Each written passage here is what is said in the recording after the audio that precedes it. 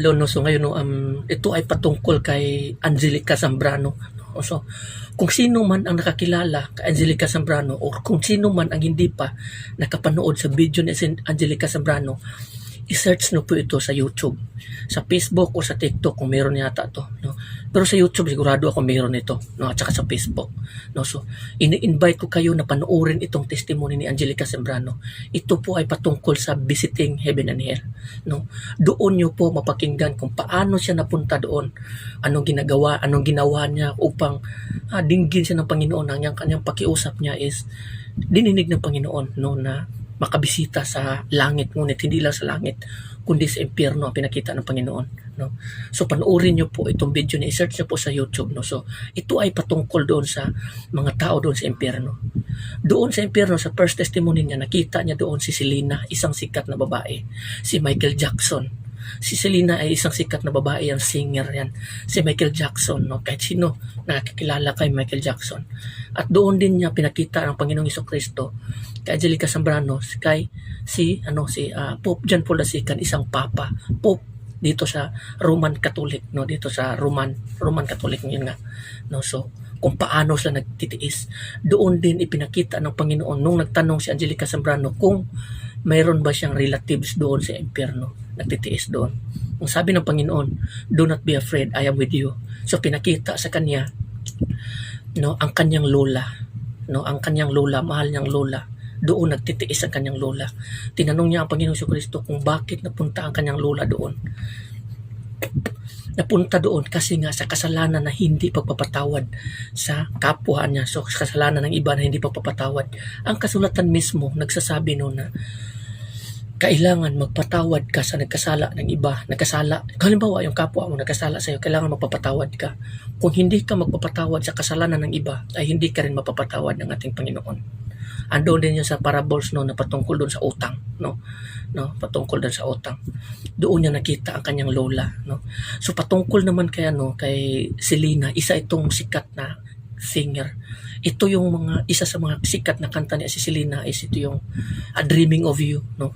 Yung isa yun, I'll be dreaming of you tonight for tomorrow. Yun ang pakiusap ni Selena doon, no. Every time na kinakanta ang kanyang kanta o sumasayaw sa kanyang kanta, lalo siyang pinapahirapan ni Satanas, no. Binabato siya ng sibat o ano paman, pinitiis siya, pinapahirapan siya ng todo at nakiusap siya na wag nang pakinggan or kantahin ang kanyang mga kanta or sayawin, dahil ang mga taong gumagawa nito ay tumatahak patungo din sa impyerno. Itong mga kanta niya ay nagiging bitag ito sa bawat tao, no. So umiwas po kayo sa pakikinig sa mga kanta ni Selena. Ito naman patungkol kay Pope John Paul II, no. Sinabi doon niya, pinakita din ng Panginoon, no, ang buhay ni Pope John Paul doon sa impyerno, no, pinakita ng Panginoong Jesucristo, di ba? Sinabi ng Panginoong Jesucristo, you know very well. So alam na alam daw niya, sinabihan niya si Pope John Paul. Marami raw siyang nasabi patungkol sa langit, ngunit hindi siya naniniwala sa impyerno na real or totoo, no. Kaya doon siya bumabagsak at natikman niya ang isang bagay na hindi niya kailanman pinapaniwalaan. Doon siya bumabagsak. Mayroong tinik doon sa lalamunan niyang demonyo na puno ng tinik. Pilit niyang tinatanggal, ngunit babalik at babalik.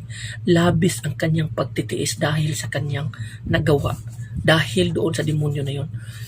So ito naman kay Michael Jackson. Si Michael Jackson naman, doon nakita rin niya, pinalibutan siya ng demonyo at pinagtataga ba yun, no? Anong klaseng pagtitiis yun, pinahirapan talaga ng sobra yung nangyayari kay Michael Jackson, dahil nga itong si Michael Jackson ay nakipag-deal sa demonyo. Ibininta niya ang kanyang kaluluwa for the sake of fame, kasikatan, karangyaan. Sumikat siya. Tignan mo yung sayaw niya na moonwalk na paatras-paatras. Yun kung paano gumalaw ang demonyo, kung paano maglakad at tumakbo. Ganun yun at ginaya niya. Yun ang nangyari.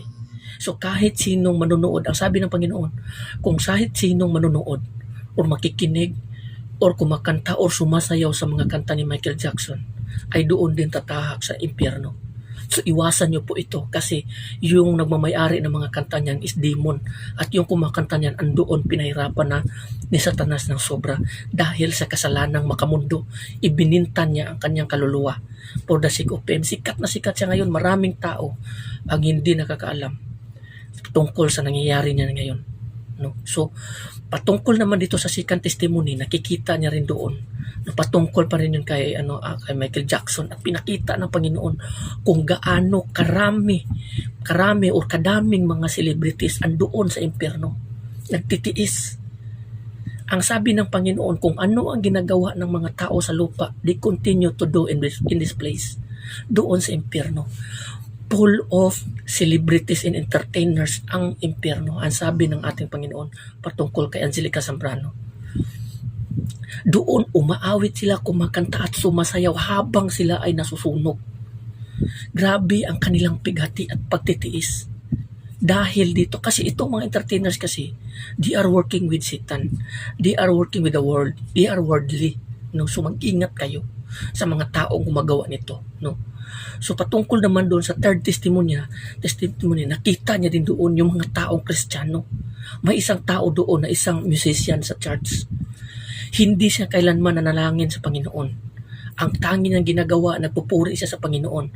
Sinasamba niya Panginoon sa pamamagitan ng mga kanta. Rock, reggae, and rap. Rock, rap, and reggae music. Kailanman ang Panginoon, kailanman doon sa langit, hindi pinupuri o inaawitan ng mga anghel ang Panginoon sa pamamagitan ng mga rock, rap, and reggae music. Yan ang sinabi ng Panginoon. So mag-ingat kayo dyan sa mga celebrities, ang mga kanta na yan, no?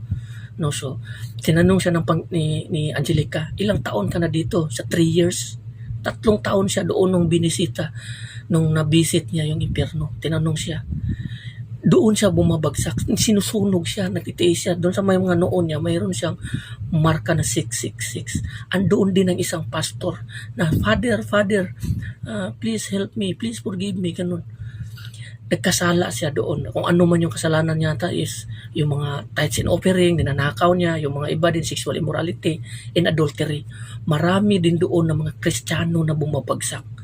At yun, panuurin nyo po at pakinggan itong testimony ni Angelica. First testimony, second and third, 3 testimony niyan about heaven and hell. At doon din pinakita ng Panginoon sa kanya ang kalangitan, kung gaano kaganda at kahanda para sa pagdating ng mga banal ng Panginoon. Pinakita ng Panginoon niya doon si Moises, si Mary Magdalene, si Maria na nagpanganak kay Kristo, si Joseph, si Joshua, no? Sino pa ba yun? Si David, si Moises, no? Pinakita ng Panginoon sa kanya yung mga banal na yon, no? Tapos pinakita ng Panginoon kung paano kahanda ang kaharian ng Diyos para sa pagdating ng kanyang mga hinirang, ng kanyang mga lingkod ng Panginoon, ng mga taong banal na mumuhay sa kalooban ng Panginoon. Ini-invite ko po kayo, no? Panuorin nyo po ang video ni Angelica. I-search nyo po sa YouTube at marami pa kayo doong mapakinggan, no, maliban dito sa mga sinasabi ko, kasi ito explanation lamang. Panuorin nyo po yun. Panuorin nyo po. In-invite ko po kayo. Ito ay nakakatulong or makakatulong ito sa pag-grow sa ating spiritual desire sa paglilingkod natin sa ating Panginoong Hesus Kristo, no? So inanyayahan ko po kayo, pakiusap lamang po at i-share nyo po yung video na yun upang ang mga tao ay aware din, no? At malaman din nila ang katotohanan patungkol kay Angelica Zambrano at saka sa testimony about heaven and hell. Nang malaman sila, matakot sila na may impyerno at na may impyerno na doon bumabagsak yung mga tao na gumagawa ng kasamaan o hindi nananampalataya sa Panginoon, at doon kung paano kahanda ang kaharian ng Diyos para sa mga taong hinirang at namumuhay sa kalooban ng Panginoon. So hanggang dito na lang. Maraming salamat and God bless everyone. Amen.